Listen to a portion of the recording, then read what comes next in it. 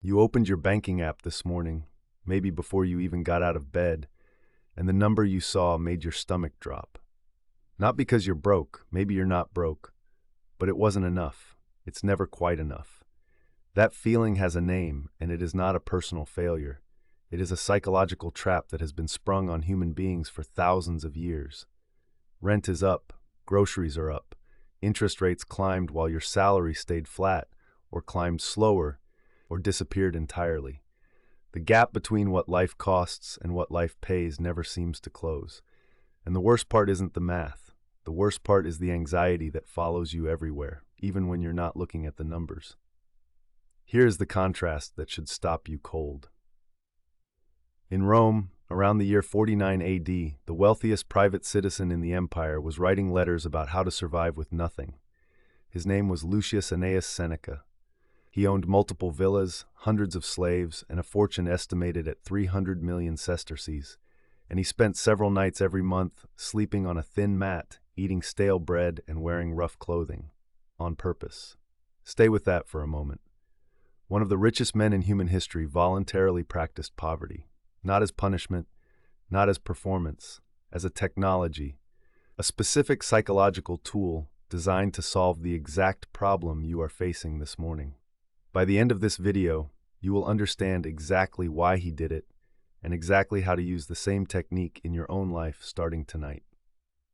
The specific moment that matters is recorded in Seneca's letters to Lucilius, letter 18, written to his friend Lucilius sometime around 65 AD.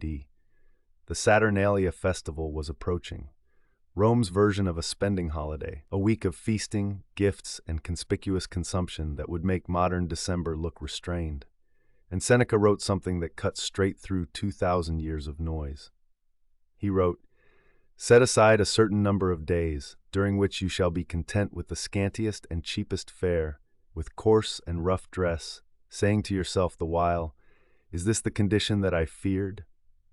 That single question, "Is this the condition that I feared?" is the entire engine of Stoic financial philosophy compressed into 9 words, not theory. A live experiment he was running on himself. Seneca was not romanticizing poverty. He was explicit about that. In On the Happy Life, he defended his own wealth directly, saying that a wise man does not consider himself unworthy of any of fortune's gifts. He wasn't telling you to be poor, he was telling you to be free, which is a completely different thing. And the path to that freedom runs straight through voluntary discomfort. To understand why this works, you need one Latin phrase, premeditatio malorum, literally the premeditation of evils, the deliberate, structured imagination, and when possible the physical simulation of the worst things that could happen to you. Not to depress yourself, to diffuse the fear before it controls your behavior. Most financial anxiety is not about what is happening. It is about what might happen. The job lost, the savings gone, the life you have built dissolving. Premeditatio malorum is the practice of going there first, deliberately on your own terms, so that the fear of those outcomes loses its grip. You cannot be terrorized by something you have already survived, even in rehearsal. The Stoics had a specific term for what money becomes when you have never tested your fear of losing it. They called excessive attachment to externals a pathos, a passion or disturbance that overrides rational judgment. Not a feeling to be eliminated, but a distortion to be corrected. The correction was not philosophical argument, it was direct experience. Here is the psychological mechanism stated plainly. When you have never experienced the thing you fear, your brain has no data. It fills the gap with catastrophe. The imagined version of having less is almost always worse than the actual experience of having less. Seneca's poverty nights were a controlled experiment that gave his brain real data to replace the catastrophe with reality. And here is where it gets more interesting. Because right now, 4 minutes in, you might be thinking, this is easy for a man with 300 million sesterces to say. He could stop the experiment anytime. His poverty was a game. That is a fair objection, and Seneca actually addressed it. But addressing it requires understanding something uncomfortable about how wealth and anxiety actually interact. Seneca observed, and modern psychology has confirmed, that the anxiety around money does not reliably decrease as wealth increases. It transforms. The person with nothing fears not having enough to eat. The person with something fears losing what they have. The wealthy person fears losing status, position, the lifestyle they have built. The fear grows with the thing it is attached to. Seneca called this the expanding prison.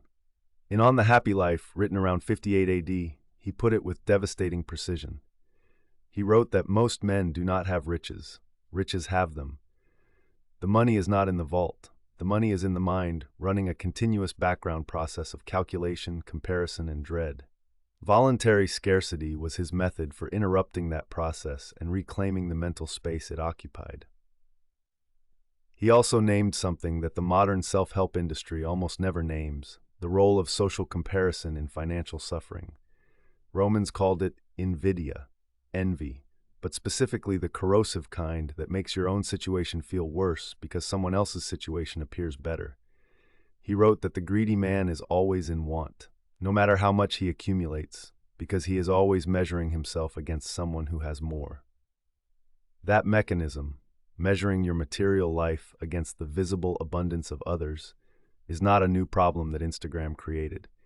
It is a 2,000-year-old documented source of suffering that Stoic practice was specifically designed to counter. The practice does not attack the comparison. It attacks the assumption underneath it, that having more would actually solve the problem. Seneca's framework rests on a distinction the Stoics drew with surgical precision: the difference between what they called preferred indifference, things that are genuinely better to have than not have, like money, health, shelter, and things necessary for a good life. Wealth falls into the first category. It is preferable. It is not necessary. The confusion of those two categories is the source of almost all financial suffering. He was not telling you that money does not matter. He was telling you that your happiness cannot be stored in an account balance, because happiness is not the kind of thing that can be stored externally. What can be stored externally and stolen, inflated away, or evaporated in a market crash is comfort. Seneca had no quarrel with comfort. He had a quarrel with mistaking it for something it cannot be. Now here is where the philosophy becomes a practice, and why the practice is more than philosophy. Seneca described his poverty nights not just as mental exercises, but as visceral ones. He wore rough cloth. He slept on a simple mat. He ate what a person of very limited means would eat. The physical discomfort was part of the design. The body had to participate in the experiment, not just the mind. The reason is straightforward. Fear lives in the body, not just in thought. You can tell yourself intellectually that losing your job would be survivable, but your nervous system does not believe arguments. It believes experiences. By physically simulating a reduced life, Seneca was training his nervous system, not just his philosophy. He was installing a data point his body could reference when the fear arose. Letter 18 continues beyond the famous question. He wrote, "Endure all this for 3 or 4 days at a time, sometimes for more, so that it may be a genuine test and not an amusement. Then, I assure you, you will delight in frugality." That word, delight, is not an accident. He was not promising Stoic endurance. He was promising a specific pleasure that only becomes available when you have stopped fearing the absence of another pleasure. There is one more element of the historical record worth naming precisely. Seneca was not universally admired for this practice. His critics, including many in Nero's court, called him a hypocrite, a man who preaches simplicity while owning 500 citrus wood tables. Seneca responded in On the Happy Life with an argument that has never been adequately refuted. The value of a philosophy is not determined by the imperfection of its practitioner. He wrote, in essence, "Do not use my failure to live up to the philosophy as an excuse to reject the philosophy. Judge it by whether it is true, not by whether I am perfect. That matters for you right now, because the most common reason people dismiss Stoic financial practice is that it sounds like advice from someone who doesn't actually need to worry about money. The practice was designed for exactly that objection. We are now 9 minutes in, and here is what the rest of this video is going to give you.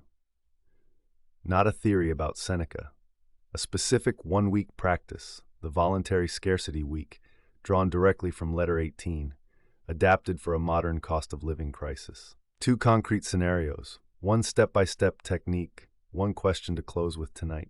This is the part that actually changes something. Here's why this matters tonight, in your life right now. The cost of living crisis is real. The gap is real. But alongside the real material problem, there is a psychological layer that is making the real problem significantly worse. And that psychological layer is something you can address regardless of what the economy does next month. That is the layer Stoic practice targets. Concrete scenario 1. You are living paycheck to paycheck, genuinely tight, and the anxiety is constant. Every unexpected expense feels like a crisis because financially, it almost is. The voluntary scarcity practice here is not about spending less. You may already be spending as little as possible. It is about spending 3 intentional days inside the tightness instead of fighting it. No escape purchases, no small treats to manage the feeling. You sit with what is actually there. What that does neurologically is interrupt the panic spiral. Financial anxiety tends to escalate not from the situation itself, but from the resistance to the situation. The constant mental effort of trying not to feel how tight things are. 3 days of dropping that resistance does not solve the money problem. It solves the terror problem. And when the terror is lower, the decision-making about the money problem becomes significantly clearer. Concrete scenario 2. You are not in crisis. You are in the modern middle, earning a reasonable amount, spending a reasonable amount, and still feeling a vague chronic unease that more would be better and enough never quite arrives. This is the situation Seneca was most directly writing about. This is the expanding prison. And for you, the voluntary scarcity week hits differently because you will discover exactly what your anxiety is actually protecting. When you voluntarily reduce for 1 week, eating simply, spending on nothing that is not a genuine need, avoiding the small purchases you normally use to self-soothe, you will encounter the specific moment when the urge to buy something is strongest. That moment is the data. That moment tells you what you are actually afraid of, not the object. The feeling the object was being used to suppress. Now the step-by-step technique. Seneca's Poverty Week modernized. Day 1. Identify your floor. Write down what you actually need for 7 days, not what you want, not what you normally spend. The irreducible minimum. Food, shelter, transport if necessary for work. See what the actual number is. Most people have never done this calculation and are genuinely surprised by how low it is. Days 2 through 5, live at or near that floor. This does not mean suffer. It means remove the optional. Cook simply. Skip the subscription you forget you have. Don't buy anything to manage a mood. Each time you feel the urge to spend beyond the floor, write down what you were feeling in that moment. Boredom, anxiety, a desire to reward yourself, social pressure. You are mapping your relationship to money, not just tracking it. Days 6 and 7. Do not return to normal spending immediately. Sit with what you found. Ask Seneca's question, is this the condition I feared? And answer it honestly. For most people, the answer is no. The floor is livable. That answer does not solve the cost of living problem, but it changes your relationship to it from terror to something you can actually navigate. The closing prompt, the one question Seneca would leave you with tonight, is not what do I need to earn more? It is not how do I spend less? It is this, what specific outcome am I afraid of? And have I ever actually examined whether I could survive it? Write that down, not to be pessimistic, to drain the fear of the power it is currently running your financial decisions with. Seneca was executed in 65 AD on Nero's orders. He had spent the last years of his life writing letters that outlasted his fortune, his villas, and the empire that produced him. Everything he accumulated materially is gone. What he discovered about the relationship between the mind and money is still operational. Not because it is inspiring, because it is accurate. The number in your account is real, the cost of living is real, the gap is real. None of that is being dismissed here. But running alongside that real material problem is a psychological process that is costing you more than any single bill. The chronic, unexamined terror of not having enough. That terror can be addressed right now, with no money required. That is what Seneca found. That is what the practice is for. If this landed, if something in this changed the way you are thinking about money and fear, even slightly, The next step is letter 18 of Seneca's letters to Lucilius. Read it in full. It takes 12 minutes. It was written to a friend in a moment of real pressure. It reads like it was written last week. The video on Seneca's 4-line cure for anxiety covers the companion practice, and it is linked in the description.